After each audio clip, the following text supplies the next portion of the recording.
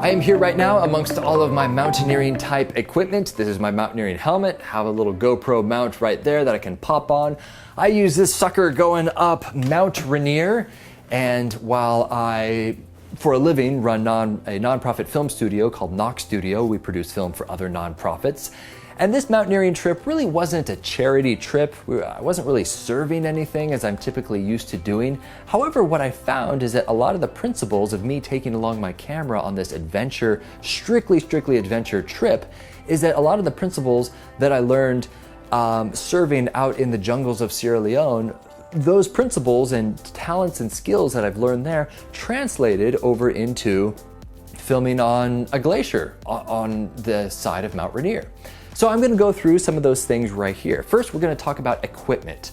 First of all, size matters when it comes to equipment. You don't want a giant honkin' news camera that you see on Como or Cairo News. It's great picture broadcast quality, but you can't afford to take something that large up on the mountain. Now, typically in the wedding videographer world, which I've done a ton of weddings, usually the bigger the equipment, the more you can impress your client, which drives me absolutely crazy. But when you're trying to sell yourself, oh, look at that person with a giant lens hood on the front of his camera, it's just a piece of plastic, but it makes your equipment look really big and really robust and large. And they're like, whoa, that's a good thing that we're paying him $5,000 for that film that he's making for us. It's kind of ridiculous. And so when it comes to adventure videography, you are counting grams. Batteries, I say, are gonna be probably the biggest weight that you're gonna have to tackle. And these are some principles that I've personally learned with how to shed some of that weight. First of all, the equipment and what battery life it takes. I personally film on a Panasonic GH5. And at the making of this video, that's the newest type equipment that Panasonic put out. Who knows, maybe it's the GH6 or 7 or 10 if you're watching this in 2030. I don't know, but the principle remains the same. It's great battery life on this camera. So I only need to take maybe 4 batteries with me up Mount Rainier, and I only got through 1.5. I don't know why I was so paranoid. I'm gonna dial that in later. But point being, battery life, awesome. Plus my camera is weather sealed. It's very robust. If you go to Costco and you're getting that entry-level type DSLR camera, yeah, it's not a big deal if you drop it because you're only out, you know, what, $500 or $600 only. But compared to dropping something more expensive, wow, I'm out $2,000 to $3,000. But those $2,000 to $3,000 pieces of equipment are usually more robust, they're more weather sealed. So the GH5, for example, is great in inclement type weather.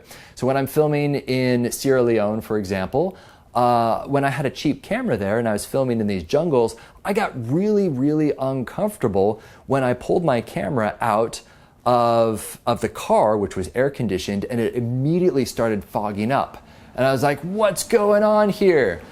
Oh, it's gonna get condensation inside. And then I was like, oh wait, I have this type of model camera that's sealed, so technically condensation shouldn't be getting in. Which, by the way, spoiler alert, if you do go from one extreme temperature to another very rapidly, you will get condensation. Just let it evaporate on its own. Don't wipe anything. You're gonna be like, oh, I need to take it off and scrub the sensor. Don't touch anything. Just let it acclimate. The moisture will go away. Your camera will be fine. But back to batteries. A lot of people ask me, do you charge batteries when you're out in the field? And I have multiple solar panels that I've tested, so many of them. And usually, no, I do not charge out in the field because usually there's a stable power source. If you are in an African country or Asian country, usually you can charge in the hotel room at night. But if you are off the grid, it's best to just have batteries with you rather than trying to charge as you're going. Unless, of course, an exception is if you're on the Appalachian Trail, where you're on the trail for weeks upon weeks. You're gonna have to charge as you go. But I don't like to do that typically because it takes time. And when you are off the grid and in the midst of your adventure, you don't want to be distracted with babysitting your batteries. You just want to, oh man, I'm running low. Pull it out, clip, put it in, and then you go and you continue your story crafting, continue your documentation.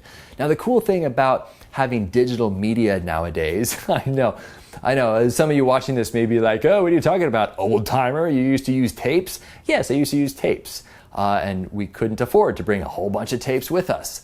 So when it came to time lapses, but the principle still remains the same, which is why I bring this up. When it comes to time lapses, they are so powerful, especially at night. Oh, they're so cool. But I'm going to say that time lapses eat up so much memory. And so one possible technique that you can employ is you can still get a passage of time without having your camera record on a starry night for 60 solid minutes. You can, for example, zoom in on a piece of grass or some reeds in the wind, and they're waving like this. And you can film that for 30 seconds. And then when you play that in fast motion and it crunches it down to 5 seconds, these reeds are doing this, and then fast motion.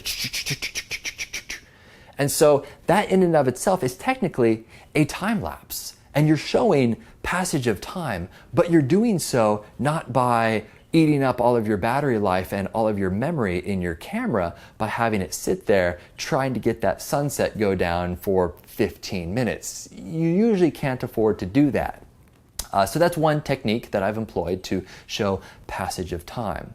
Other ways to show passage of time is dissolves, a simple dissolve when you're editing. And a dissolve is when it kind of fades out and then fades into the other scene.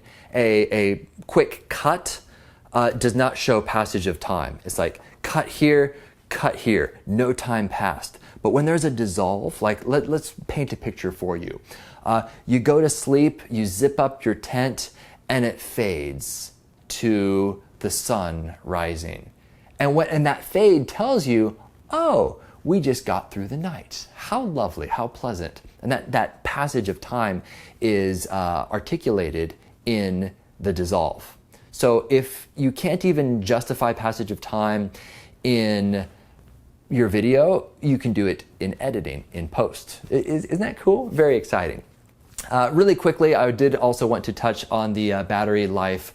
When you are in really harsh, cold environments, sleep with your batteries. I'm going to say that again. Sleep with your batteries. Again, sleep with your batteries.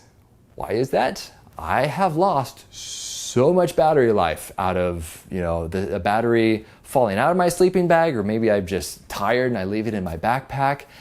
Even if it's not snowing, it can get pretty cold, even in the desert. And lithium batteries do not do well in the cold. And the last thing you want is to wake up in the morning and all your batteries are dead. It's a horrible feeling. Oh, wow. Oh, horrible. Other things, how do I carry my camera? This one I'm always dialing in. And if you guys have some advice on how to actually carry your camera so it's accessible but also not in the way, let me know.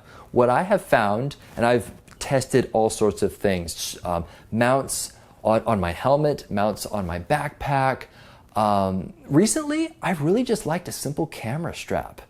Especially when I'm backpacking, I have it slung over me like this, kind of like a seatbelt, just right down here. Not around here, around my neck, where it wags back and forth like this. That's a lot of wasted movement. You're gonna be so exhausted and your neck is gonna be killing you by the end of the trip because it's just weighing down on you. But if you can sling it like a seatbelt, I have found that that's really, really helped lately. You don't have to spend a lot of money on a camera strap. That's kind of one of the world's greatest cons is like, oh, well, you need this $200 camera strap. No, you don't. No. Just get a cheap one on Amazon. And the nice thing about getting cheap things is that when you're out in the field and if you do crack something, you break a lens, you tear a strap, it's not the end of the world. It didn't break your bank. So for me personally, I really try to marry the two between quality equipment and budget fiscal responsibility. A lot of people are like, no, you need a super nice camera if you're gonna do cinematic stuff, but that camera is $10,000. I'm not willing to walk over a whitewater with a $10,000 camera, because if I drop that, there goes how many paychecks to actually make up for that. But if I drop a $1,000 camera, it still hurts my soul, but it's much, much easier to recoup those costs. So don't necessarily get distracted with those really expensive cameras, especially if a film student is giving you advice and you're like, oh, no, you need this and you need this equipment, and oh, only use Sennheiser, which I'm using a Sennheiser microphone right now that's taped to me, and I probably wouldn't buy this setup again because it costs $600 to use this wireless microphone setup. And it hopefully sounds really good, but I've done comparison with other wireless microphones that are a quarter of the price, and the quality difference is negligible. And as a matter of fact, it almost causes more heartache and more stress when I take this wireless setup out into the field, because if someone has it and they don't put it in their pocket all the way and they drop it in the dirt, I'm just curling my toes going, you just dropped $600 worth of equipment in the dirt and it bounced off of that rock. Now, the build quality of Sennheiser microphones is really good, so it hasn't broken yet, but still, I'd much rather have something cheaper, and if it did break, it's not the end of the world. No big deal. So consider that when actually building equipment around you.